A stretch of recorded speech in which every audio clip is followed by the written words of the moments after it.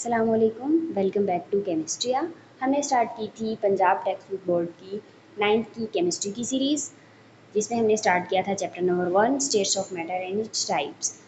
हमने previous video में discuss किया था केमिस्ट्री क्या है और केमिस्ट्री की डिफरेंट इंपॉर्टेंट ब्रांचेस कौन कौन सी हैं। आज हम देखेंगे कि स्टेट्स ऑफ मैटर क्या है, यानी कि मैटर की हालतें। इससे पहले हम देखेंगे कि मैटर होता क्या है। Basically this world is made up of matter and energy. ये वर्ल्ड जो है वो दो चीज़ों से बनी है, मैटर और एनर्जी। मैटर क्या है और एनर्जी क्या है?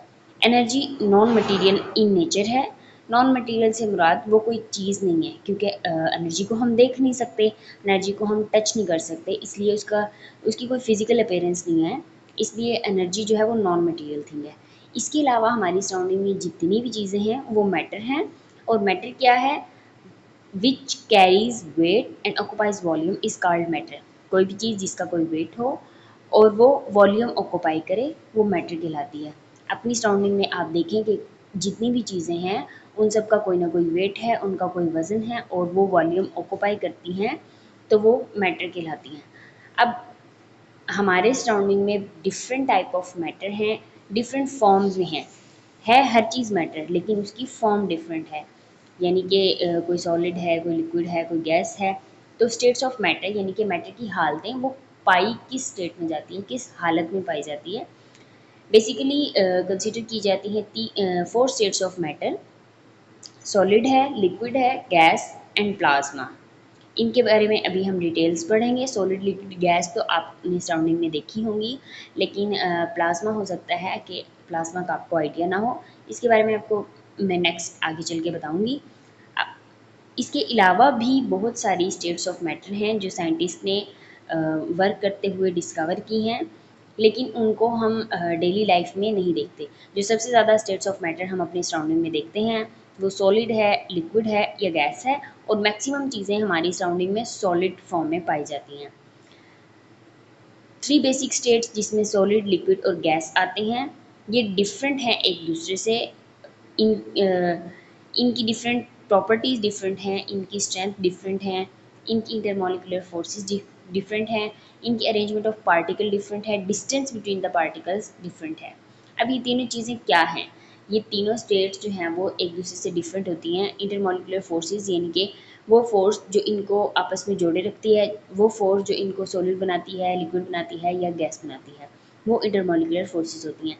अरेंजमेंट ऑफ पार्टिकल्स यानी कि इसके जो पार्टिकल्स हैं, सॉलिड के पार्टिकल्स कैसे अरेंज हैं, लिक्विड के कैसे अरेंज हैं, गैस के कैसे अरेंज हैं। आपने देखा कि हमारे पास बहुत सारी चीज़ें सॉलिड में होती हैं, बहुत सारी लिक्विड में होती हैं, बहुत सारी गैस में होती हैं, लेकिन हर लिक्विड की प्रॉपर्टी अलग होती है, हर सॉलिड की प्रॉपर्टी अलग होती है, हर गैस की प्रॉपर्टी अलग होती है। जैसे लिक्विड का मैं आपको एग्जांपल दे देती हूँ। जैसे पानी है, पानी लिक्विड है, और ऑयल है वो भी लिक्विड है, लेकिन दोनों में कितना ज़्यादा डिफरेंस है। इस डिफरेंस को क्रिएट करने वाली फैक्टर्स जो हैं वो यही हैं: intermolecular forces, arrangement of particles and distance between the particles. ये चीज़ें, तीन चीज़ें हैं जो एक ऑयल भी लिक्विड है, वाटर भी लिक्विड है, जो इन दोनों को डिफरेंट बनाती हैं। गैसेस के अंदर मॉलिक्यूल्स जो हैं वो बहुत ज़्यादा दूर होते हैं एक दूसरे से, इसलिए गैसेस जो हैं वो लाइट वेट होती हैं, उनका वज़न कम होता है। No order whatsoever and very weak intermolecular forces. अब गैसेस के बारे में बता रहे हैं कि गैसेस जो होती हैं उनमें डिस्टेंस बहुत ज़्यादा होता है, और उनकी अरेंजमेंट जो है वो बहुत रैंडम होती है, कोई ख़ास शेप नहीं होती। कभी देखा है किसी गैस की कोई शेप हो? गैस तो हमें विजिबल भी नहीं होती, लेकिन गैस की कोई शेप नहीं होती, और उसके अंदर फोर्सेस जो हैं वो बहुत वीक होती हैं। इंटरमॉलिकुलर फोर्सेस जो हैं वो बहुत वीक होती हैं। इंटरमॉलिकुलर फोर्सेस की मज़ीद अगर आपने डिटेल पढ़नी है तो नेक्स्ट आपके चैप्टर्स में ये आएगी, ठीक है। All this features make gas easily compressible. ये तीनों प्रॉपर्टीज़ यानी कि इसका लाइट वेट होना, इसका रैंडम होना और वीक इंटरमॉलिकुलर फोर्सेस होने की वजह से गैस जो है वो कंप्रेसिबल होती हैं। कंप्रेसिबल का मतलब ये होता है कि अगर किसी चीज़ के अंदर हवा भरी हुई है, गैस भरी हुई है, तो आप उसको जितना चाहें आप उसको प्रेस कर सकते हैं, जितना चाहें आप उसको प्रेस कर सकते हैं, क्योंकि गैसेस के पार्टिकल के दरमियान बहुत ज़्यादा स्पेसिस होती हैं। लेकिन सॉलिड को आप प्रेस नहीं कर सकते। सॉलिड के ऊपर आप जितना मर्जी प्रेशर दो वो प्रेस नहीं होती, क्योंकि उनके पार्टिकल्स के दरमियान स्पेसिस ही नहीं है। लेकिन गैस को हम कंप्रेस कर सकते हैं, गैस को हम दबा सकते हैं। Their densities are obviously very low, जाहिर बात है लाइट वेट हैं, डिस्टेंस भी ज़्यादा है, तो इनकी डेंसिटी जो होती है वो बहुत ज़्यादा लो होती है। यानी कि आप सिंपली इतना समझ लें कि गैसेज जो होती हैं वो बहुत हल्की होती हैं। जैसे हवा होती है, हवा हल्की होती है, आपको हवा लग रही है, आपको लगता है कि आपको कोई चीज़ लग रही है, या फिर लिक्विड्स जो हैं इसके मुकाबले में liquids on the other hand have molecules which are closely attached but moving randomly. Liquids के मॉलिक्यूल्स जो होते हैं वो गैसेस की निस्बत क्लोज होते हैं, इतना ज़्यादा इनके अंदर डिस्टेंस नहीं होता, लेकिन इनकी भी मूवमेंट जो है वो रैंडम होती है, यानी ऑर्डर नहीं होता। गैसेस की निस्बत ऑर्डर होता है, लेकिन सॉलिड्स की निस्बत ऑर्डर जो है वो इनका कम होता है, यानी कि इनके मॉलिक्यूल्स जो हैं वो तरतीब से नहीं होते, इनके दरमियान में कोई तरतीब नहीं होती, ऑर्डर ऑर्डर जो है वो कम होता है। थोड़ी थोड़ी बहुत अरेंजमेंट होती है, लेकिन मुकम्मल अरेंजमेंट, मुकम्मल ऑर्डर नहीं होता। There exist significant intermolecular forces between their molecules. इनके मॉलिक्यूल्स के दरमियान इनके मॉलिक्यूल्स के दरमियान इंटरमॉलिक्यूलर फोर्सेस पाई जाती हैं। गैसेस की निस्बत ज़्यादा पाई जाती हैं और सॉलिड्स की निस्बत कम पाई जाती हैं। अब यही तीन प्रॉपर्टीज़ हैं जिनको आपने याद रखना है। गैसेस में सबसे कम होंगी, फिर लिक्विड में ज़्यादा होंगी, फिर सॉलिड में उससे भी ज़्यादा होंगी। तो लिक्विड के अंदर इंटरमॉलिक्यूलर फोर्सेस ज़्यादा होती हैं, और लिक्विड जो हैं वो इजीली कंप्रेसिबल नहीं होते। क्यों नहीं होते? क्योंकि इनकी जो पार्टिकल्स हैं उनके दरमियान डिस्टेंस जो है वो इतना ज़्यादा नहीं होता कि हम इसको कंप्रेस कर सकें। And their densities have higher value than those of gases. जब उनके मॉलिक्यूल्स के दरमियान इंटरमॉलिक्यूलर फोर्सेस भी ज़्यादा हैं गैसेस से, उनका डिस्टेंस भी कम है गैसेस से, और वो कंप्रेसिबल नहीं हैं, तो ये ऑब्वियस सी बात है कि इनकी डेंसिटीज जो है वो गैसेस से ज़्यादा होंगी।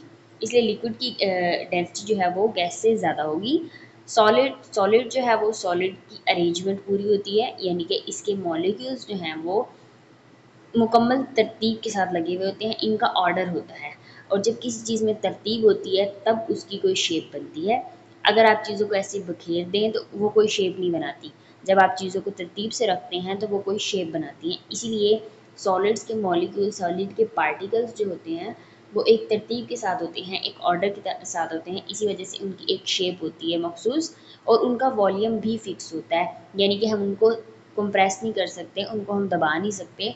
आप किसी भी हार्ड सॉलिड चीज़ को आप जितना मर्ज़ी प्रेस कर लें, वो छोटी बड़ी नहीं होती। आप एक लकड़ी का टुकड़ा लें, आपने देखा कि लकड़ी के टुकड़े की एक ख़ास शेप होगी, और उसके बाद उसका ख़ास वॉल्यूम भी होगा, उसका वेट भी होगा, लेकिन आप उसको जितना मर्ज़ी प्रेस करें उसकी शेप चेंज नहीं होगी। Particles in solid are closely packed and have very strong intermolecular interatomic attractions. Solids के अंदर सबसे ज़्यादा इंटरमॉलिकुलर इंट्रैक्शंस होती हैं, सबसे ज़्यादा इंटरमॉलिकुलर फोर्सेस होती हैं। यही तीनों चीज़ें आपने कंपैरिजन पे पढ़नी है। सॉलिड्स के अंदर क्या होगा, इंटरमॉलिकुलर फोर्सेस स्ट्रॉन्ग होंगी, इनकी शेप होगी, इनके पार्टिकल्स का डिस्टेंस, पार्टिकल्स के दरमियान डिस्टेंस बिल्कुल भी नहीं होगा, और ये कंप्रेसिबल भी नहीं होंगे। Particles in solid remain fix at their position where there can oscillate about their mean position. जो पार्टिकल्स होते हैं सॉलिड में वो अपनी जगह से मूव नहीं कर सकते, क्योंकि उनके दरमियान डिस्टेंस नहीं होता, उनके दरमियान इतनी स्पेस नहीं होती, लेकिन जहाँ पे वो मौजूद होते हैं अपनी जगह पे वो वाइब्रेट करते रहते हैं ऊपर नीचे। यानी वो अपनी एक जगह से दूसरी जगह नहीं जा सकते, लेकिन वो अपनी जगह पे वाइब्रेट करते रहते हैं। इसकी मैं आपको सिंपल सी एग्जांपल से समझाती हूँ कि ऑसिलेशन कैसे होती है। आप देखें लिक्विड है आपके पास, लिक्विड के मॉलिक्यूल एक जगह से दूसरी जगह जाते रहते हैं। एक ग्लास आपके पास पानी है, आपने उसकी लेफ्ट साइड पे या फिर आपने उसकी सबसे ऊपर वाली जगह पे एक ड्रॉप जो है वो इंक का डाला।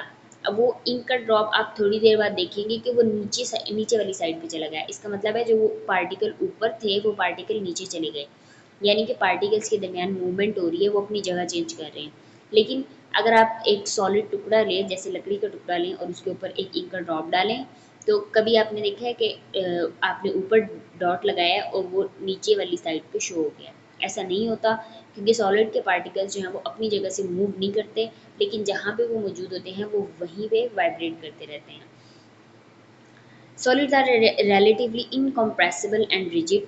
ये इनकम्प्रेसिबल होते हैं, रिजिड होते हैं, हार्ड होते हैं। डेंसिटीज ऑफ सॉलिड जो हैं वो बहुत ज़्यादा होती हैं, क्योंकि इनके पार्टिकल जो हैं वो बहुत ज़्यादा एक दूसरे के करीब होती हैं। Solids are only states of matter which do not need any container to be stored. हमें सॉलिड को रखने के लिए कोई कंटेनर नहीं चाहिए होता, हम सॉलिड को कहीं पे भी रख सकते हैं। बनस्पत इसके कि जो लिक्विड होता है उसको रखने के लिए हमें कोई कंटेनर चाहिए होता है। हम ऐसे ही लिक्विड रख देंगे ज़मीन पे, वो बह जाएगा, वो चला जाएगा। गैसेस भी हम किसी कंटेनर में रखते हैं। तो सॉलिड वो वाहिद स्टेट ऑफ मैटर है जिसको हम विदाउट कंटेनर रख सकते हैं।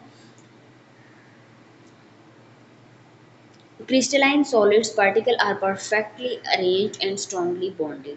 सॉलिड की एक टाइप होती है जिसको हम क्रिस्टलाइन सॉलिड्स कहते हैं। क्रिस्टलाइन सॉलिड्स के अंदर जो पार्टिकल्स हैं वो परफेक्टली अरेंज्ड होती हैं और स्ट्रांगली बॉन्डेड होती हैं। परफेक्टली अरेंज ऐसे होते हैं कि जो तरतीब अगर हम एक लकड़ी का टुकड़ा लें और उसके एक कोने में, और हम उसको कंसीडर करेंगे वो क्रिस्टलाइन सॉलिड है, उसके एक कोने में जो पार्टिकल्स की अरेंजमेंट होगी, जो पार्टिकल्स की तरतीब होगी, उसके दूसरे कोने में भी पार्टिकल्स की वही तरतीब होगी। एक कंप्लीट यूनिफॉर्म और कंप्लीट ऑर्डर के साथ इसके अंदर पार्टिकल्स पाए जाते हैं, एक तरतीब के साथ पार्टिकल्स पाए जाते हैं। इसी तरतीब की वजह से उनकी एक मखसूस शेप होती है। जैसे डायमंड है, कार्बन का बना होता है ना, कार्बन सॉलिड है और डायमंड की एक ख़ास शेप होती है। वो ख़ास शेप इस वजह से होती है कि वो एक क्रिस्टलाइन सॉलिड है। उसके पार्टिकल्स, उसमें कार्बन के पार्टिकल्स जो हैं वो एक मखसूस अरेंजमेंट के साथ हैं। यानी कि अगर एक कोने पे कार्बन का पार्टिकल राइट ओरिएंटेड है, यानी कि राइट साइड पे है, तो दूसरी साइड पे भी उसकी शेप, उसकी पोजीशन बिल्कुल सेम होगी। जैसे एक कोने में है वैसे दूसरे कोने में होगी। This make them almost incompressible. ये बिल्कुल भी कंप्रेसिबल नहीं होते। They are most dense substances. दुनिया में सबसे ज़्यादा डेंस सब्सटेंसेस होती हैं, सबसे ज़्यादा हार्ड सब्सटेंसेस होते हैं, वो यही होते हैं, क्रिस्टलाइन सॉलिड्स होते हैं। चौथी स्टेट जिसको हम प्लाज्मा कहते हैं, ये बहुत कॉमन फॉर्म नहीं है मैटर की, लेकिन इसके अंदर पार्टिकल्स होते हैं जिनकी बहुत ज़्यादा एनर्जी होती है। इसके अंदर रैंडम पार्टिकल्स होते हैं। इसके अंदर ऊपर वाले तीनों स्टेट्स वाली प्रॉपर्टीज़ नहीं होती, इसकी प्रॉपर्टीज़ बहुत डिफरेंट होती हैं। लेकिन फिर भी इसको साइंटिस्ट जो हैं वो मैटर की फोर्थ स्टेट कंसीडर करते हैं। और इसमें क्या होता है, हाई एनर्जी मॉलिक्यूल्स होते हैं और इसके अंदर इलेक्ट्रॉन, प्रोटॉन, न्यूट्रॉन और फ्री पार्टिकल्स और न्यूट्रल एटम्स, ये सारी चीज़ें पाई जाती हैं। हो सकता है आपको इन चीज़ों के नाम ना पता हों, लेकिन नेक्स्ट जब आप पढ़ेंगे तो आपको इन सारी चीज़ों के नाम पता चल जाएंगे। अभी के लिए आपने इतना याद रखना है कि प्लाज्मा मैटर की फोर्थ स्टेट है और इसके अंदर मिक्स पार्टिकल्स पाए जाते हैं और इसकी प्रॉपर्टीज सॉलिड, लिक्विड, गैस किसी से भी मैच नहीं करती। ये पाई कहाँ जाती है? फ्लोरेसेंट ट्यूब्स में पाई जाती है, जो कलरफुल ट्यूबलाइट्स होती हैं उनके अंदर पाई जाती है। लाइटिंग एंड वेल्डिंग आर्ट्स में पाई जाती है। जो वेल्डिंग के इंस्ट्रूमेंट्स होते हैं, वेल्डिंग के लिए जो हम मशीन इस्तेमाल करते हैं, उसके अंदर प्लाज्मा पाया जाता है। वहाँ पे इसको इसलिए इस्तेमाल किया जाता है क्योंकि इसकी एनर्जी बहुत ज़्यादा होती है और वहाँ पे हमें हीट और एनर्जी चाहिए होती है, इसलिए वहाँ पे प्लाज्मा का इस्तेमाल किया जाता है। Plasma can be considered as partially ionised gas containing electron, ions and photons. ये इसको हम गैस कंसीडर कर सकते हैं। इसके अंदर इलेक्ट्रॉन्स होते हैं, आयंस होते हैं और फोटॉन्स होते हैं। Matter also exist in intermediate state where liquid meets gas and liquid meets solids. कुछ ऐसी स्टेट्स भी होती हैं मैटर्स की, कुछ न्यू स्टेट्स जो नेचुरली तो नहीं पाई जाती, लेकिन हम उन स्टेट्स को आर्टिफिशियली अपनी डिफरेंट पर्पस के लिए लेबॉर्ट्रीज में हम उनको बनाते हैं। उनमें से एक स्टेट है जिसको सुपर क्रिटिकल फ्लूइड्स कहते हैं। उसमें ये होता है कि कभी ऐसा टेम्परेचर होता है आपके सब्सटेंस का, आपके मैटर का, कि वो लिक्विड भी हो सकती है, वो गैस भी हो सकती है और वो सॉलिड भी हो सकती है। Super critical fluids, liquid, crystal and graphene, ये तीन एग्जांपल यहाँ पे लिखी हुई हैं। इनको बारी बारी हम देखते हैं कि ये क्या होते हैं। सुपर क्रिटिकल फ्लूइड्स जो हैं वो हाईली कंप्रेस्ड स्टेट्स होते हैं which show both properties of gases and liquids. Super critical fluids जो हैं वो कंप्रेस्ड स्टेट है मैटर की, जिसके अंदर गैसेस और लिक्विड्स दोनों की प्रॉपर्टीज पाई जाती हैं। अब ये कैसे होता है कि एट ए टाइम वो एक चीज़ गैस भी हो, एक चीज़ लिक्विड भी हो? बेसिकली ये अगर लिक्विड स्टेट में पाई जाती है तो ये ऐसे टेम्परेचर पे पाई जाती है कि अगर इसका 1 डिग्री टेम्परेचर भी चेंज कर दिया जाए तो ये गैस में चली जाएगी, और अगर ये गैस की फॉर्म में पाई जाती है तो अगर इसका 1 डिग्री टेम्परेचर चेंज किया जाए तो ये लिक्विड फॉर्म में चली जाएगी। तो ये सुपर क्रिटिकल फ्लूइड्स होते हैं, यानी कि वो ऐसी स्टेट में होते हैं कि उनके अंदर ज़रा सा भी चेंज आएगा तो वो उनकी स्टेट जो है वो चेंज हो जाएगी। इसको हमने बनाया क्यों है, सुपर क्रिटिकल फ्लूइड को हमने बनाया क्यों है, एक नई मैटर की फॉर्म हमने क्यों बनाई है? इसलिए बनाई है क्योंकि बहुत सारे ऐसे रिएक्शंस होते हैं जो सॉल्वेंट्स के अंदर नहीं होते, ना हम उसको गैस में कर सकते हैं और ना ही हम उसको लिक्विड में कर सकते हैं। तो ऐसे रिएक्शंस को करने के लिए हम सुपर क्रिटिकल फ्लूइड्स का इस्तेमाल करते हैं। सुपर क्रिटिकल कार्बन डाइऑक्साइड, आपको पता है कि कार्बन डाइऑक्साइड जो है वो गैस है, लेकिन सुपर क्रिटिकल फॉर्म में कार्बन डाइऑक्साइड जो है वो सॉलिड की फॉर्म में पाई जाती है। इसको हम ड्राई आइस भी कहते हैं, और ये बहुत फास्ट रिएक्शन देती है। अगर कोई हमने रिएक्शन करना है तो ये बहुत अच्छा रिएक्शन देती है, ड्राई आइस या फिर सुपर क्रिटिकल कार्बन डाइऑक्साइड। यहाँ पे इन्होंने तीनों स्टेट्स ऑफ मैटर की पिक्चर्स दिखाई दी हैं। अब आप सॉलिड में देखें कि पार्टिकल्स कितनी अरेंजमेंट के साथ मौजूद हैं, कितना उनके दरमियान स्पेसिस भी कम है, उनकी एक शेप भी है, और फोर्सेस इसी वजह से स्ट्रॉन्ग होती हैं क्योंकि पार्टिकल्स क्लोज होते हैं। ये पार्टिकल्स, ये जो फोर्स होती है इंटरमोलिकुलर फोर्स, ये पार्टिकल्स को एक दूसरे के साथ जोड़े रखती है। इनकी फोर्सेस इतनी स्ट्रॉन्ग होती हैं कि ये इतने अच्छे ऑर्डर में एक दूसरे से जुड़ी हुई हैं।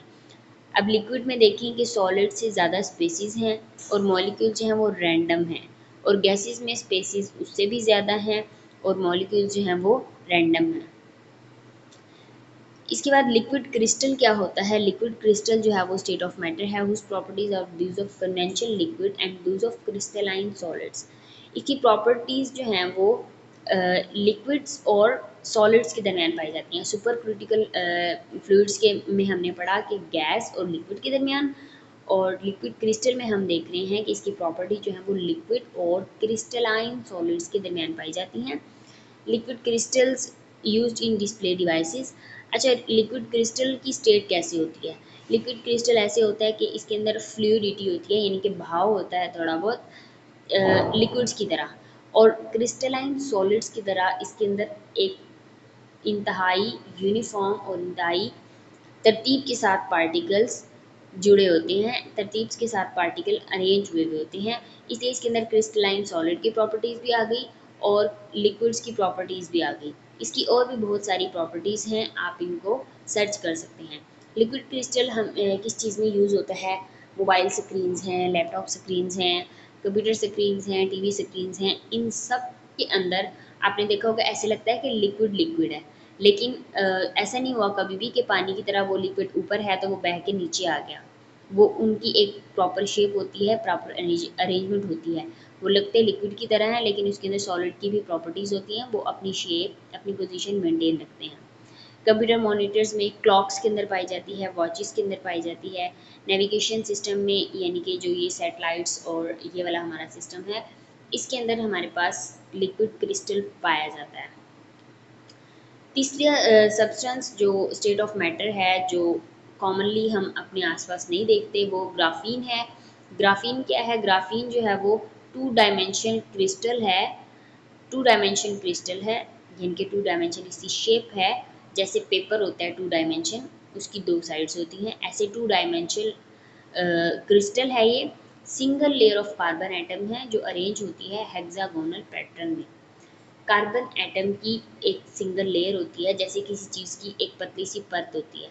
जैसे आप कागज़ ले लें, आप समझेंगे कागज़ है और ये लेयर है, ये ग्राफीन की लेयर है। इसके अंदर क्या होता है? कार्बन होता है, और कार्बन के एटम्स इस तरह से अरेंज होते हैं कि वो हेक्सागोनल पैटर्न बनाते हैं, यानी कि 6 रिंग्स वाला पैटर्न बनाते हैं। ग्राफीन जो है वो टफ होती है, फ्लेक्सिबल होती है और लाइट मटेरियल होती है, हाई रेजिस्टेंस के साथ। ये टफ इस वजह से होती है क्योंकि इसके मॉलिक्यूल्स जो हैं वो बहुत अच्छे से जुड़े होते हैं। फ्लेक्सिबल इस वजह से होती है कि इसके दरमियान स्पेसिस होती हैं, और लाइट मटेरियल होती है हाई रेजिस्टेंस के साथ, इसके अंदर बहुत ज़्यादा रेजिस्टिविटी होती है। अच्छा, मैं आपको दिखा देती हूँ कि ग्राफीन जो है वो कैसी होती है असल में। हम इसको गूगल कर लेते हैं। अच्छा, सबसे पहले मैं आपको दिखाऊंगी कि कार्बन का स्ट्रक्चर क्या होता है। Structure of carbon. कार्बन का स्ट्रक्चर ये होता है।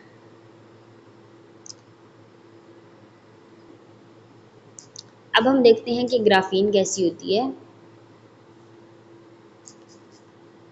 ग्राफीन लाइक दैट, आपको नज़र आ रही है। 4 कॉर्नर्स वाला स्ट्रक्चर है कार्बन का, और ये ग्राफीन का स्ट्रक्चर है कि 6 रिंग्स वाले, ये इस तरह से अरेंज है कि 6-6 इसने रिंग बना दी हैं, और एक ये सिंगल लेयर है, बहुत बड़ी सिंगल लेयर है। तो ग्राफीन का स्ट्रक्चर कुछ ऐसे होता है।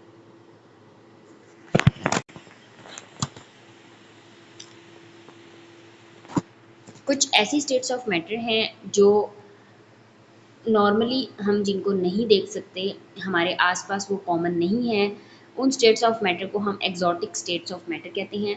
उनको हम क्यों नहीं देख सकते? क्योंकि कुछ स्टेट्स ऑफ मैटर हैं वो इमेजिनरी हैं, यानी कि साइंस की कुछ चीज़ों को ऑब्जर्व करने के लिए हम कुछ इमेजिनरी चीज़ें बनाते हैं। एग्जॉटिक स्टेट्स ऑफ मैटर में एग्जांपल है डार्क मैटर की। डार्क मैटर जो है वो एक इनविजिबल मैटर होता है।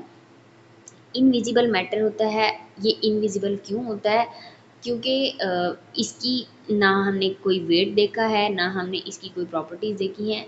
सिर्फ एक बेस पे साइंटिस्ट जो हैं वो इसको कंसीडर करते हैं, वो ये है कि डार्क मैटर जो ग्रेविटेशनल अफेक्ट है डार्क मैटर का, इसकी वजह से हम इसको कहते हैं कि ये एग्जिस्ट करता है। हमारे सराउंडिंग में ऐसा मैटर एग्जिस्ट करता है जिसकी प्रॉपर्टी साइंटिस्ट को नहीं पता, लेकिन उसके अंदर एक ग्रेविटी होती है, एक अट्रैक्शन होती है, जिसकी वजह से हम उसको डार्क मैटर का नाम देते हैं। जैसे कि स्पेस का स्ट्रक्चर जब साइंटिस्ट बताते हैं तो उसमें वो कहते हैं कि ग्रेविटी का इफेक्ट है, लेकिन देखें हमें ग्रेविटी नहीं नज़र आती, हमें कोई ऐसी चीज़ नज़र नहीं आती जिसको हम कहें कि इसकी वजह से हमारी स्पेस का स्ट्रक्चर ऐसे है, तो ये डार्क मैटर है। उसके बाद है बोज आइंस्टाइन कंडेंसेट। बोज आइंस्टाइन कंडेंसेट भी ऐसे ही एक इमेजिनरी मैटर है, जिसको साइंटिस्ट जो है वो कंसीडर करते हैं ताकि वो डिफरेंट फिजिकल फिनोमिनास को ऑब्जर्व कर सकें। उसके बाद न्यूक्लियर मैटर है।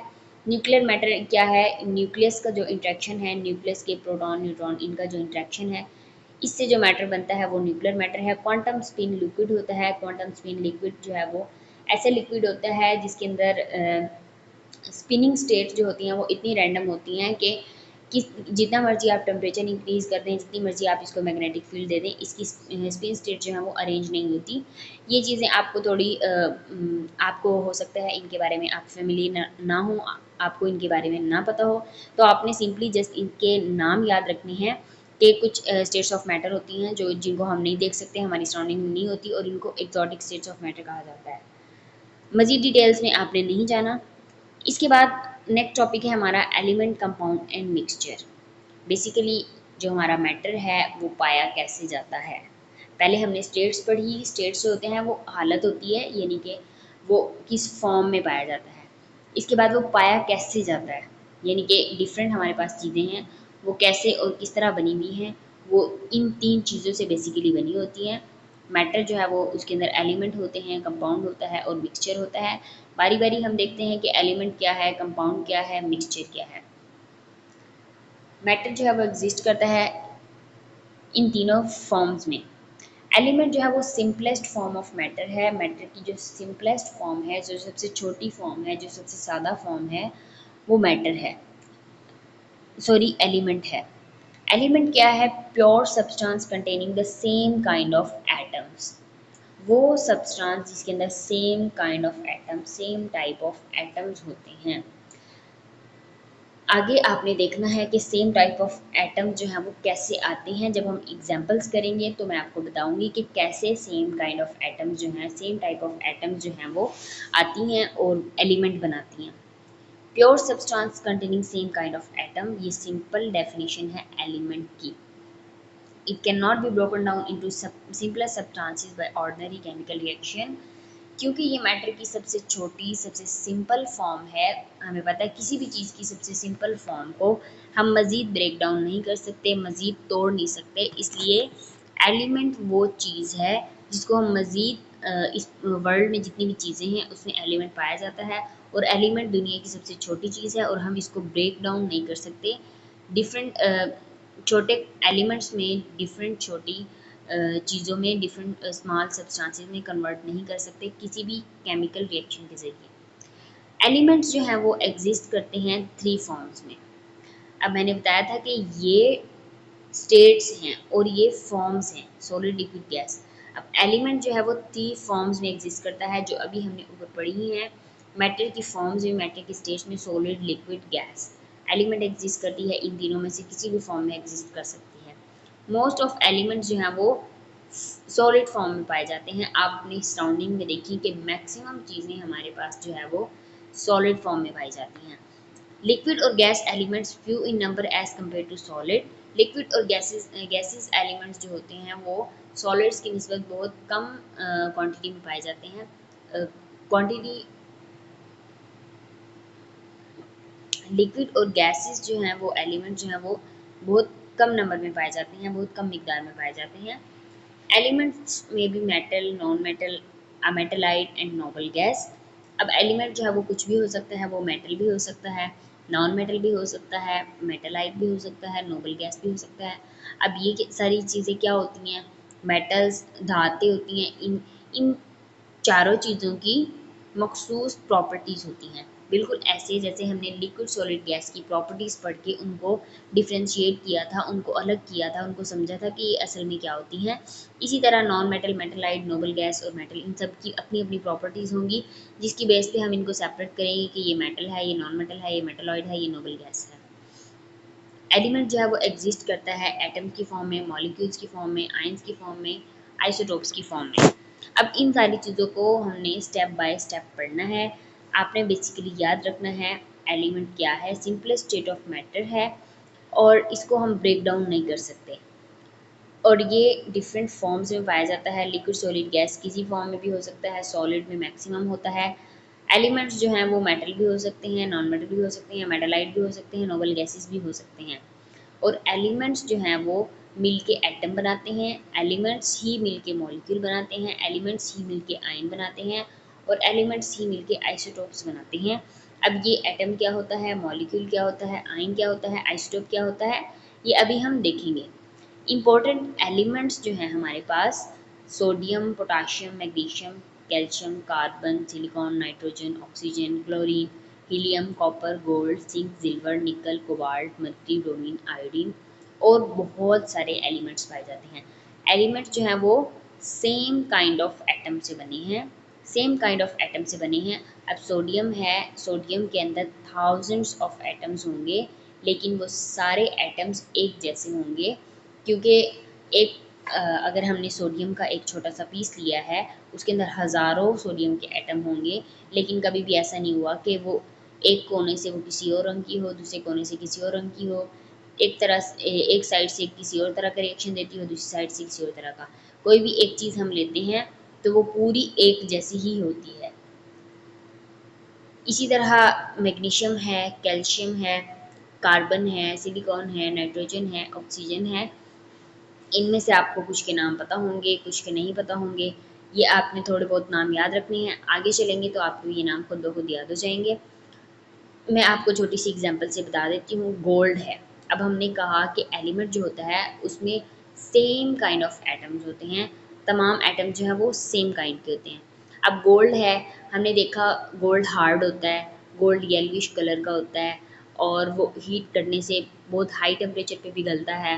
अब सेम काइंड ऑफ एटम अगर ना होते तो गोल्ड की एक साइड किसी और कलर की होती, दूसरी साइड किसी और कलर की होती, एक साइड मेल्ट पहले हो जाती, एक साइड बाद में मेल्ट होती, लेकिन ऐसा नहीं होता।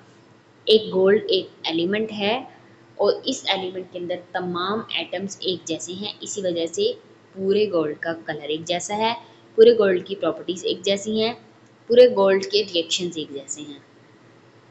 उसके बाद आता है कंपाउंड। एलिमेंट के बाद आता है क्या? Compound. Compound is also a pure substance. Compound भी प्योर सब्सटेंस होता है लेकिन इसके अंदर क्या होता है, एक से ज़्यादा एलिमेंट जो होते हैं वो कंबाइंड होती हैं but fixed ratio, made up of two or more different chemically elements combined in a fixed ratio।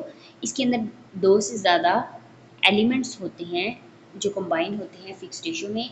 इनकी मखसूस मिकदार होती है जिनसे वो आपस में मिले होते हैं, इसी वजह से इनकी स्पेसिफिक प्रॉपर्टीज़ होती हैं और इसी वजह से ये प्योर भी होते हैं। When elements come together, they react with each other and form chemical bonds that are not easy to break.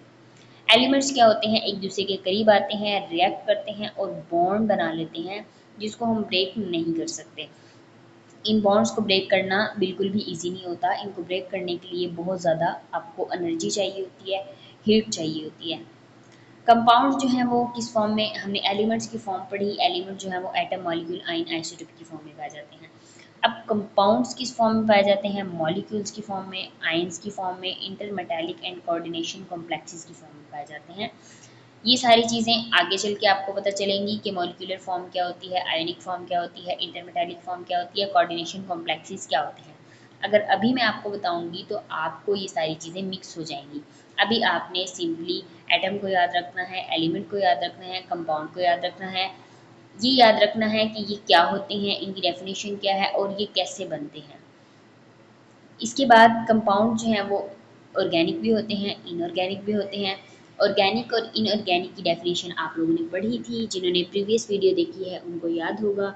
Organic chemistry की डेफिनेशन में आपने पढ़ा था ऑर्गेनिक क्या होता है, इनऑर्गेनिक केमिस्ट्री की डेफिनेशन में भी पढ़ा था आपने कि क्या होता है। जिसने देखी है प्रीवियस वीडियो और उसको याद है तो वो मुझे कमेंट करके बताए एक ऑर्गेनिक क्या होता है और इनऑर्गेनिक क्या होता है। Example of important compound are water. Important compound जो होते हैं वो वाटर है, अमोनिया है, मीथेन है, कार्बन डाइऑक्साइड है, सोडियम कार्बोनेट है, पोटाशियम क्लोराइड है, स्टार्च है, प्रोटीन्स हैं, कार्बोहाइड्रेट है, मिनरल एसिड्स हैं, ऑर्गेनिक एसिड्स हैं। ये एग्जाम्पल्स आपने इनके नाम याद रखने हैं।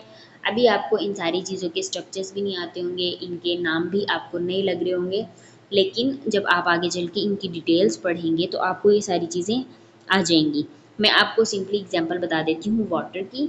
वाटर जो है H2O, H2O यानी कि हाइड्रोजन के दो मॉलिक्यूल्स और ऑक्सीजन का एक मॉलिक्यूल। हमने कंपाउंड की डेफिनेशन में पढ़ा था कि दो या दो से ज़्यादा एलिमेंट्स कंबाइन करते हैं लेकिन फिक्स रेशियो में कंबाइन करते हैं। तो वाटर एक कंपाउंड है जो दो एलिमेंट्स से मिल के बना है, एक हाइड्रोजन एलिमेंट, एक ऑक्सीजन एलिमेंट। हाइड्रोजन एलिमेंट के अंदर सेम काइंड ऑफ एटम्स होंगे हाइड्रोजन के और ऑक्सीजन के अंदर सेम काइंड ऑफ एटम्स होंगे ऑक्सीजन के। अब मखसूस क्वांटिटी है, दो मॉलिक्यूल्स ऑफ हाइड्रोजन आए और एक मॉलिक्यूल ऑफ ऑक्सीजन आया, दो एटम ऑफ हाइड्रोजन आए, एक एटम ऑफ ऑक्सीजन आया, तो इन्होंने मिलके वाटर बनाया। अगर हम ऑक्सीजन को दो कर देंगे और हाइड्रोजन को एक कर देंगे तो हमारा कोई मॉलिक्यूल नहीं बनेगा। अगर हम इनकी क्वांटिटी चेंज करेंगे तो वाटर नहीं बनेगा, वो कुछ और बन जाएगा। तो इसीलिए इसी तरह कंपाउंड्स के अंदर जो है वो फिक्स रेशियो होती है, प्योर कंपाउंड बनता है। इसके बाद composition and properties of element और compound are uniform throughout a given sample and from one sample to another. इनकी कंपोजिशन यानी कि जिस चीज़ से ये बने हैं और इनकी प्रॉपर्टीज़ जो है एलिमेंट की या कंपाउंड की थ्रू आउट यूनिफॉर्म रहती है, यानी कि पूरे में एक जैसी रहती है। ऐसे नहीं होता कि एक जगह से उसकी प्रॉपर्टीज़ चेंज हो दूसरी जगह से चेंज हो। Given sample and from one sample to another, अगर हम एक जगह से उसको दूसरी जगह पे भी लेके जाएं। अब वाटर है, वाटर की प्रॉपर्टीज सेम है, हम उसको बॉईल करेंगे तो वो भाप बन के उड़ जाएगा और लिक्विड की फॉर्म में है, अगर हम उसको फ्रिज में रखेंगे तो वो आइस बन जाएगा। ये इसकी प्रॉपर्टीज़ हैं। कभी भी ऐसा नहीं होता कि हमने वाटर रखा और वो आधा बॉईल हो गया और आधा वैसे ही बचा रहा, या फिर हमने फ्रीज़ किया तो आधा वाटर फ्रीज़ हो गया और आधा कभी फ्रीज़ ही नहीं हुआ। क्योंकि कंपाउंड्स और एलिमेंट्स की प्रॉपर्टी जो होती हैं वो यूनिफॉर्म होती हैं, एक जैसी होती हैं, क्योंकि वो एक जैसी तरतीब से बनी होती हैं। अब हमने देख लिया कि एलिमेंट क्या होता है, हमने ये भी देख लिया कंपाउंड क्या होता है। तीसरी चीज़ थी मिक्सचर। मिक्सचर जो है वो more than one type of elements या कंपाउंड से बनी होती है, mix together in any ratio. Mixture एक सिंपल सी बात है, मिक्सचर यानी कि किसी भी चीज़ का मिक्सचर, तो उसमें कोई मखसूस क्वांटिटी नहीं है, उसमें बहुत सारी टाइप्स ऑफ एलिमेंट्स आ सकती हैं, बहुत सारी टाइप्स ऑफ कंपाउंड्स आ सकते हैं और किसी भी रेशियो में आ सकते हैं। जैसे एयर है, हमारे इर्द गिर्द एयर है। अब इस एयर में कितनी हज़ारों गैसेस हैं और कितनी मुख्तलिफ क्वांटिटीज़ में हैं। ये मिक्सचर है, एयर मिक्सचर है, इसके अंदर हमें नहीं हमें नहीं पता कि इस वक्त ऑक्सीजन कितनी है, कार्बन डाइऑक्साइड कितनी है, इसमें नाइट्रोजन कितनी है, इसमें मुख्तलिफ गैसेस भी हैं, इसमें वाटर वेपर्स भी हैं, इसके अंदर और बहुत सारी चीज़ें हैं, लेकिन इनकी फ़िक्स क्वांटिटी नहीं है, किसी भी क्वांटिटी में हो सकती हैं, कितनी भी हो सकती हैं। सॉइल है, सॉइल के अंदर बहुत सारी चीज़ें हैं, बहुत सारे एलिमेंट्स हैं, बहुत सारे कंपाउंड्स हैं, उनकी कोई मखसूस अमाउंट नहीं है। मिल्क है, मिल्क के अंदर बहुत सारी चीज़ें होती हैं, बहुत सारे न्यूट्रिएंट्स होते हैं, प्रोटीन होती है, मिनरल्स होते हैं, वाटर होता है, बहुत सारी चीज़ें होती हैं जो जिनकी कोई फ़िक्स क्वांटिटी नहीं है। वाटर है, वाटर के अंदर बहुत सारे मिनरल्स होते हैं, बहुत सारे न्यूट्रिएंट्स होते हैं, मुख्तलिफ क्वांटिटीज़ में होते हैं। मिक्सचर जो है वो होमोजीनियस भी हो सकता है और हेट्रोजीनियस भी हो सकता है। होमो का मतलब होता है एक जैसा और हेट्रो का मतलब होता है मुख्तलिफ। अब यहाँ पे इन्होंने एग्जांपल दी है solution of salt and water. अब साल्ट जो है वो सॉलिड है, वाटर जो है वो लिक्विड है। Is an example of homogeneous mixture because it's concentration is uniform through out. Homogeneous और हेट्रोजीनियस के दो तरह के कॉन्सेप्ट होते हैं। अभी जो मैंने आपको बताया कि होमो सेम और हेट्रो डिफरेंट, एक ये कॉन्सेप्ट है। और होमोजीनियस मिक्सचर का ये है कि पूरा मिक्सचर एक जैसा हो, अलग अलग ना नज़र आए। साल्ट को अगर वाटर में मिक्स करेंगे तो आपको अलग से सॉल्ट और अलग से वाटर नज़र नहीं आएगा। अगर वाटर को और इंक को मिक्स करेंगे तो अलग से इंक और अलग से वाटर नज़र नहीं आएगा, बल्कि एक यूनिफॉर्म मिक्सचर नज़र आएगा। पूरा एक जैसा होगा, पूरे के अंदर एक जैसा कलर होगा, पूरा एक जैसा होगा। Sample of rock in example of heterogeneous mixture. अब एक रॉक है, एक चट्टान है, वो हेट्रोजीनियस मिक्सचर की एग्जांपल है, क्योंकि इसके जो कॉन्स्टिट्यूएंट्स होते हैं, इसके अंदर जो चीज़ें पाई जाती हैं, उनकी कंसनट्रेशन जो है वो मुख्तलिफ हिस्सों में मुख्तलिफ होगी। अगर आप एक रॉक के एक कोने को ब्रेक करते हो, आप चट्टान के एक कोने को ब्रेक करते हो, तो उसके अंदर जो एलिमेंट या कंपाउंड पाए जाते हैं उनकी क्वांटिटी डिफरेंट होगी। अगर दूसरे कोने को ब्रेक करते हो तो उसके अंदर जो मिनरल्स पाए जाते हैं, उसके अंदर जो कंपाउंड्स पाए जाते हैं, उनकी क्वांटिटी मुख्तलिफ होगी। रॉक्स जो है वो कंपोज होती हैं डिफरेंट मिनरल्स से, जैसे कि ग्रेनाइट है, माइका है, लाइमस्टोन है। ये एज एन एग्जांपल आपने नाम याद रखने हैं। आज के लिए इतना ही, मिलते हैं नेक्स्ट वीडियो में, तब तक के लिए अल्लाह हाफिज़। आपको अगर वीडियो अच्छी लगी हो, आपको समझ आया हो, तो आप कमेंट करके मुझे बताएं, और आपको जो भी क्वेश्चन हो आप कमेंट्स में मुझसे पूछ सकते हैं। उसके बाद यानी कि